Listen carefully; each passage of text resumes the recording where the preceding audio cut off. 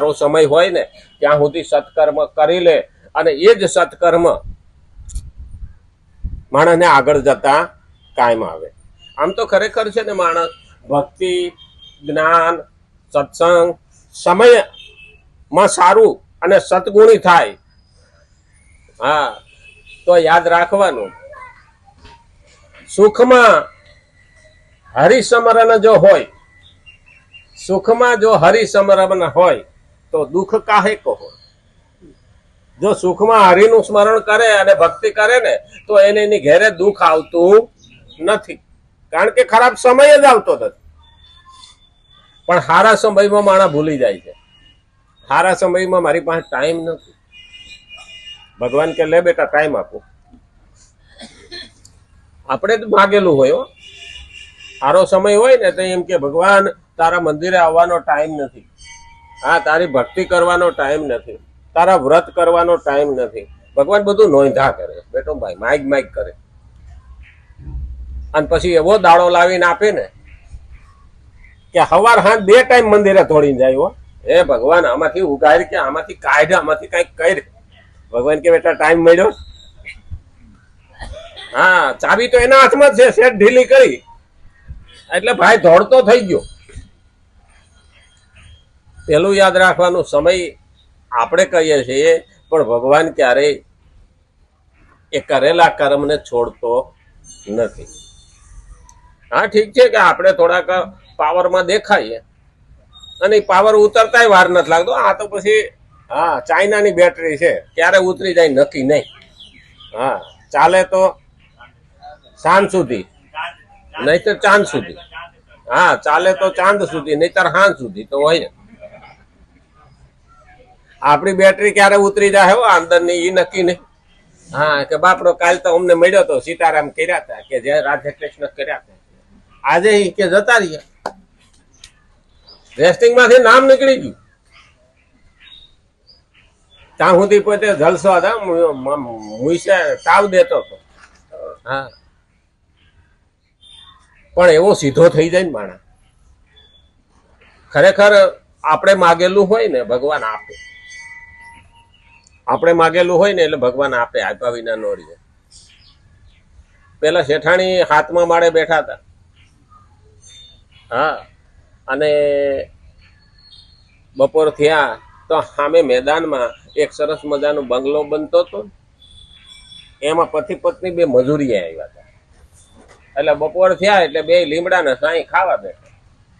આ શેઠાણી પેલામાંથી જોવે હો, બારીમાંથી બેઠા બેઠા 7મે માળે. હવે 7મો માળ ક્યારે થાય? પૈસા વાળા હોય તો જ થાય, નહીં તો આપણા દેવાને 2 માળ તો માંડ હોય, એકય હોય ને એક ધાબુય ન હોય.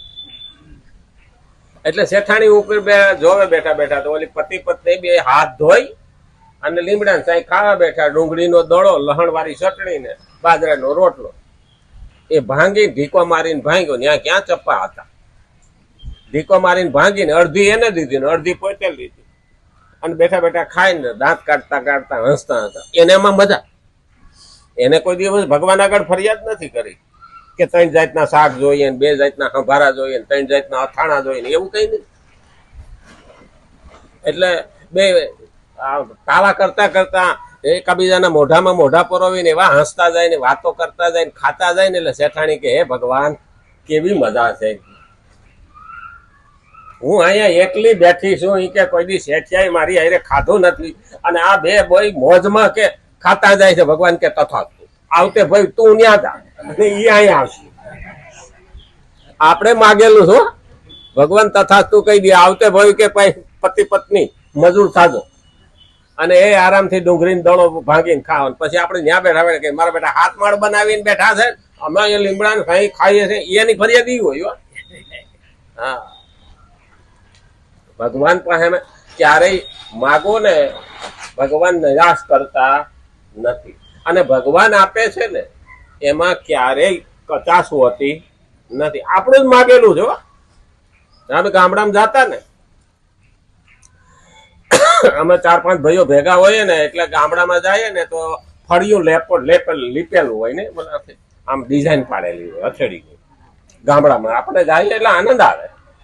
હા, ફળિયું લીપેલું હોય, ત્યાં સિમેન્ટ બિમેન્ટ ના કરેલું, લીપણ હોય, લીપેલું હોય, એક ખૂણામાં ચૂલો મૂકેલો હોય, હા, અને એના લાકડા હકડતી હકડતી બેન રોટલા ઘડતી હોય, ઓલો ઘરવાળો સાંજે ખેતરથી આવ્યો હોય, ત્યાં ખાટલો નાખીને બેઠો હોય, એ બીડી ટેકાવે, એમાંથી હળગાવે ચૂલામાંથી, અને વાતું કરતા હોય.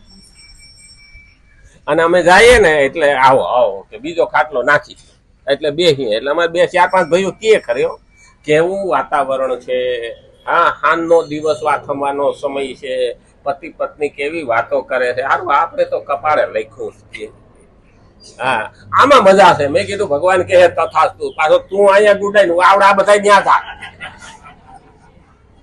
આપણે જ માગેલું છે, પછી ગામડામાં બેઠા બેઠા કે શહેર વાળા જલસા છે, કોઈ જલસા હોતા નથી, દેખાય છે એવા હોતા નથી.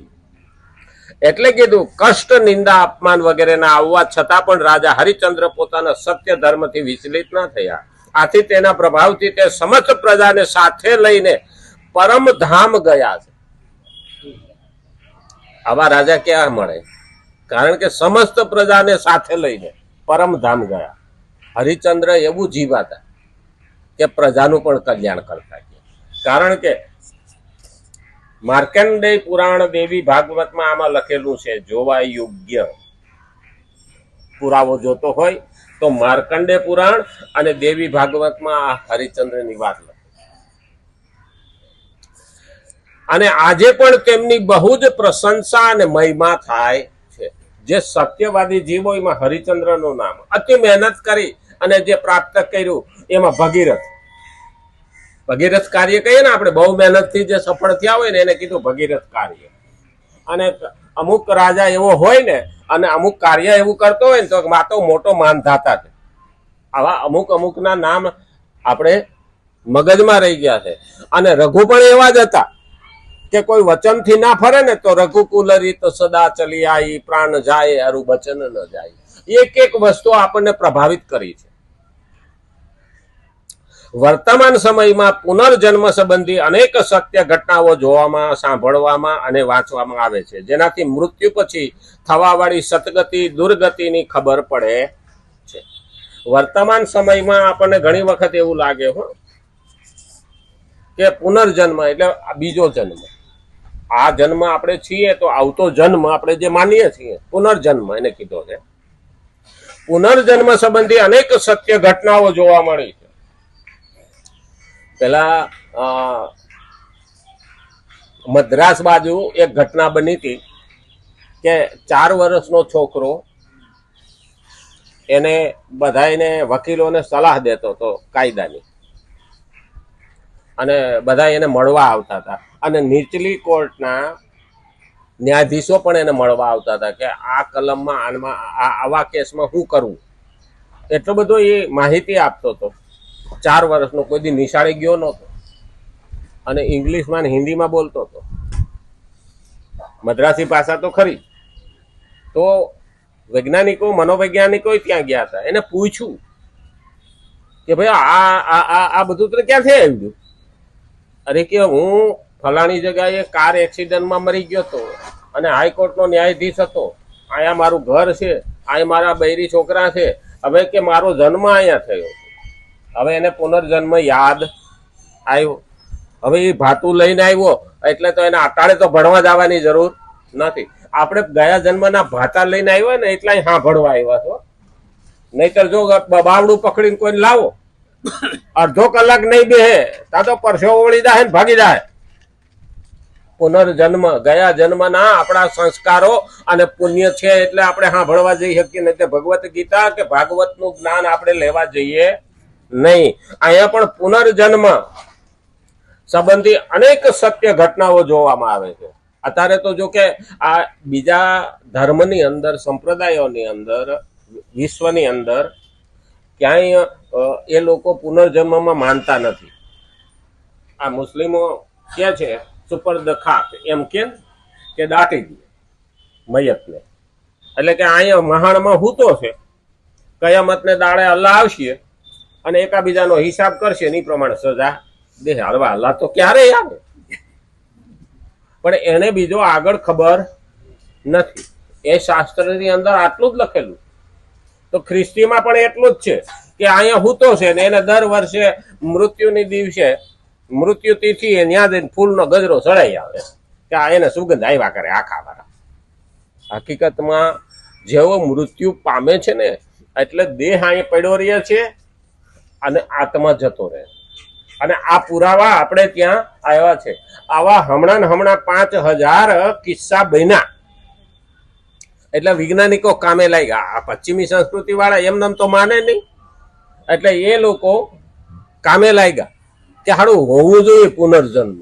તો ભગવદ્ ગીતા તો 5000 વર્ષ પહેલા કહી ગઈ છે પુનર્જન્મ. એટલે અર્જુન પણ આમાં એવું જ કે છે કે મારે આવતો જન્મ કેવો થશે.